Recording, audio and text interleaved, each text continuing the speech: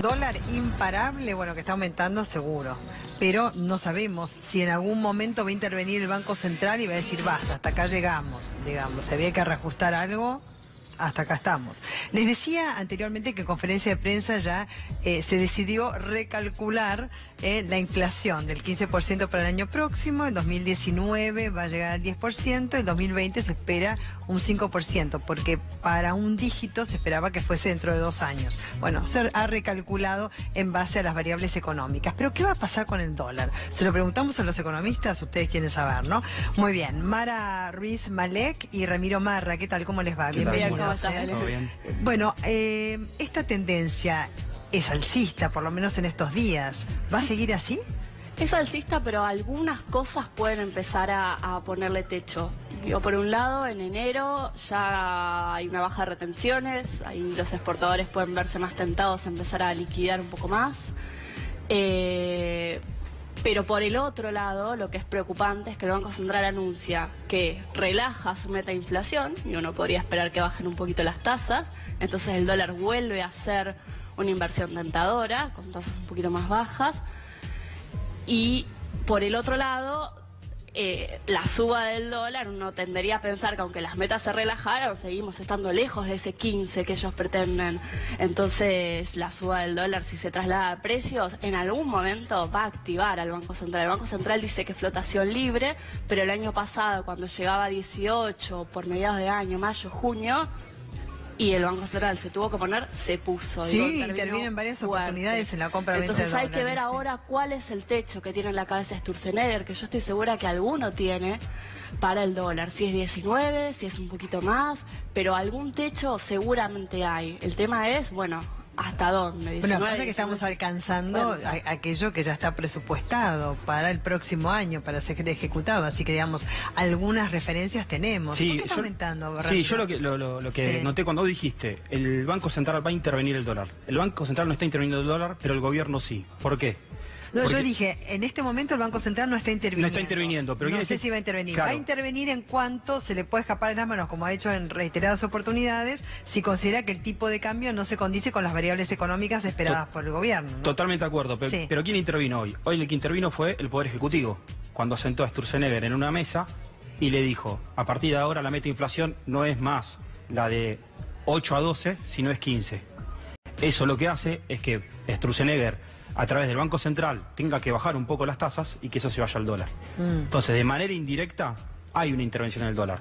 Fuera de que podemos decir que la suba de las últimas 2 semanas fue por el tema de las vacaciones. Claro, las previsiones también que ha dado el Banco Central respecto de proyecciones inflacionarias nunca, digamos, se han adaptado a lo que ha sido la realidad. Recordemos, el 2016 el 40% de inflación, este año entre el 23 y el 24%. Sí, la meta para 2016 era 25 y para este año era entre 12 y 17, o sea, por 15. Eso, ahí me parece que fue el reto, decir, bueno, ya basta, esto no es de 8 a 12, ahora es del 15% la previsión. Y el problema es que pasa si no cumplen este 15 corregido, porque la verdad que teniendo la posibilidad, digo, aceptando el error de diagnóstico, aceptaron un error de diagnóstico, que es que en 2016 los precios no estaban al blue, la devaluación y el aumento de tarifas impactó efectivamente en la inflación, y la inflación fue de 40 y pico.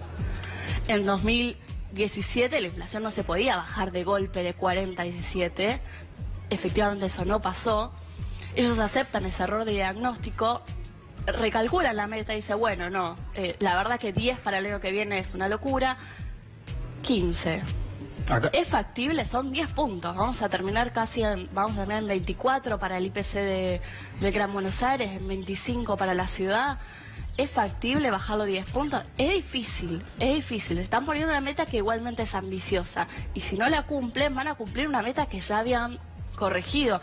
Eso va a impactar en la credibilidad del Banco Central. La verdad que teniendo la posibilidad de corregirla, yo hubiese sido un poquito más conservadora. La verdad que bajarla a menos de 20 es un logro. Entonces, sí, es un logro ir bajando la inflación, por supuesto. Ramiro, te tomo lo que vos decís. Sí. El Banco Central, digamos, su previsión inflacionaria, y el jefe de gabinete de ministros que le dice, no, Es el 15% para el año próximo. Ahora bien, estabas hablando también del rendimiento, ¿no es cierto?, de las LEBAC, seguramente cuando hiciste referencia al Banco Central, porque sí, es del 28,75%, que yo al principio del programa dije, no estoy de acuerdo, entiendo, digamos, que es para evitar la variación del tipo de cambio, pero por otra parte, la gente que tiene plata, digo, la que tiene plata en serio, ¿no?, compra LEBAC, se queda sentada en su casa viendo cuál ese rendimiento que es maravilloso, en vez de ponerlo en una fábrica, darle empleo a la gente o hacer inversiones en la propia industria que tiene, ¿no? Está muy bien lo que decís, pero yo te redoblo la apuesta y te digo, ¿qué hace el que compra dólares? Sí. Está haciendo lo mismo, pero peor, porque está llevando la plata a otra moneda. Sí. Creo que el gobierno lo que hizo hoy fue decir, a partir de ahora, nuestra prioridad no es primero la inflación, sino es primero el crecimiento. 3,5% del sí, no por el número, no por el número nominal, sí, sino más bien por la estrategia. Porque si están diciendo vamos a subir las metas de inflación, quieren decir que quieren que baje la tasa de interés. Si bajan la tasa de interés, lo que quieren es promover el crecimiento. Tienen un riesgo, como decía ella, de que se vaya inflación.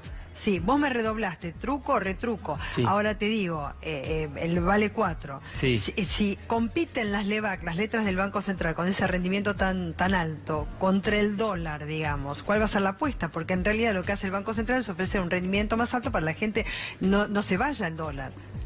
Sí, o sea, no tengo el ancho de espada, pero te voy a responder. Son rendimientos bastante parecidos. Si uno ve el rendimiento que tuvo el dólar el último año y el rendimiento de las LEBACs, hay una variable de 5 o 6%, pero no estamos hablando de una diferencia tan grande.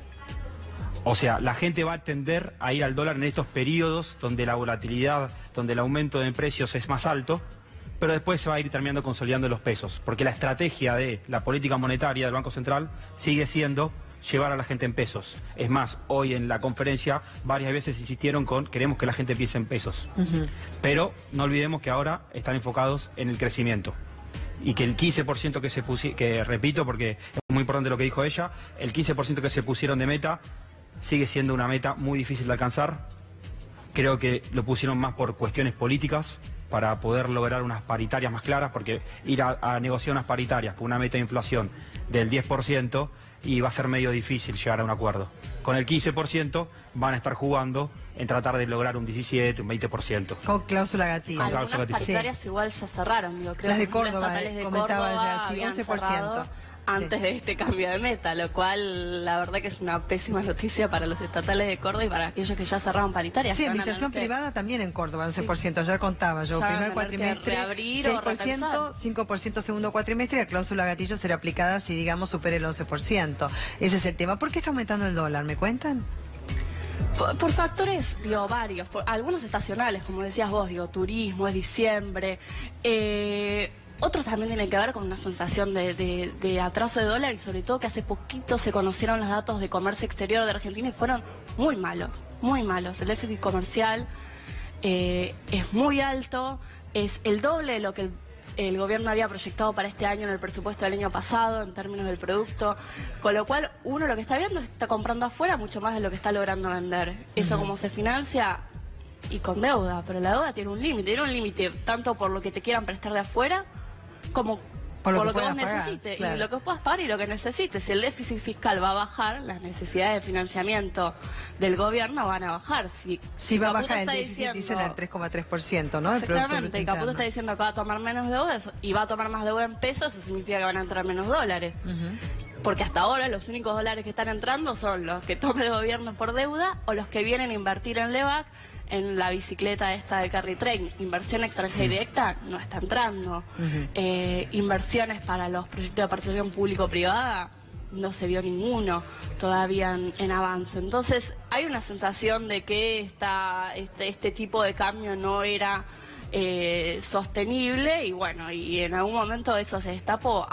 Además se suma que el Banco Central no dio señales de querer intervenir todavía, con lo cual uno espera que complementando un poco, digamos, creo que hay dos factores fundamentales en la suba del dólar.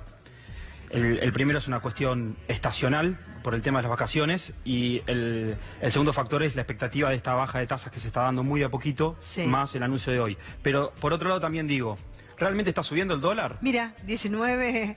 Sí, pero lo estamos viendo en términos... Para compra 18. Claro, lo estamos viendo en términos nominales en un periodo muy corto de plazo. Sí. Pero si tomamos todo el año, ¿subió el dólar?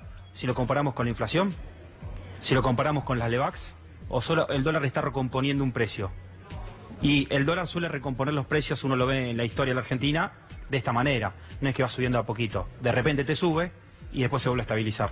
¿Cuánto aumentó? Porque yo tengo un porcentaje de aumento en el año. Y habrá aumentado un 20%. Ah, yo tengo más aumento. En 16 pesos terminó el año pasado, 19 pesos. O sea, estamos en un monto que no es tan alto. Tan significativo. Tan significativo. Sí. No, bueno, el gobierno tampoco quería que el tipo de cambio tuviese un crecimiento, digamos. Y eso lo ha podido manejar. Creo que ahí está la cuestión política que hablábamos antes. Sí. El gobierno empezó a decir a partir de hoy, la política monetaria la vamos a manejar nosotros. Sí. Dejando de afuera de lado la independencia del Banco Central. Hoy se lastimó la independencia del Banco Central, que se estaba manejando bastante bien porque Sturzenegger tomaba sus propias decisiones, tenía la tasa alta y no se preocupaba por el crecimiento, se preocupaba por la inflación. Pero a partir de hoy hubo un cambio.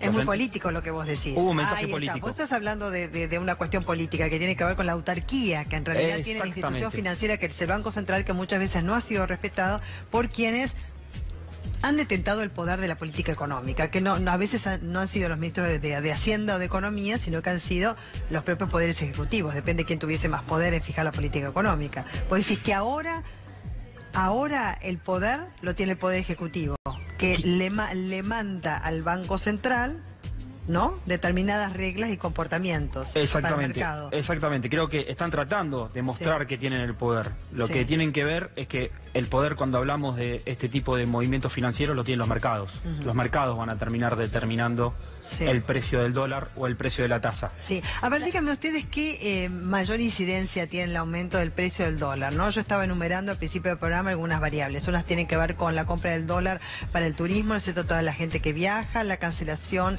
de pagos que tienen los importadores, el caso también de cancelación en cuanto a capital, intereses de obligaciones negociables. Después también, por ejemplo, las empresas que tienen casas matrices en el exterior y desde ya lo hacen en dólares.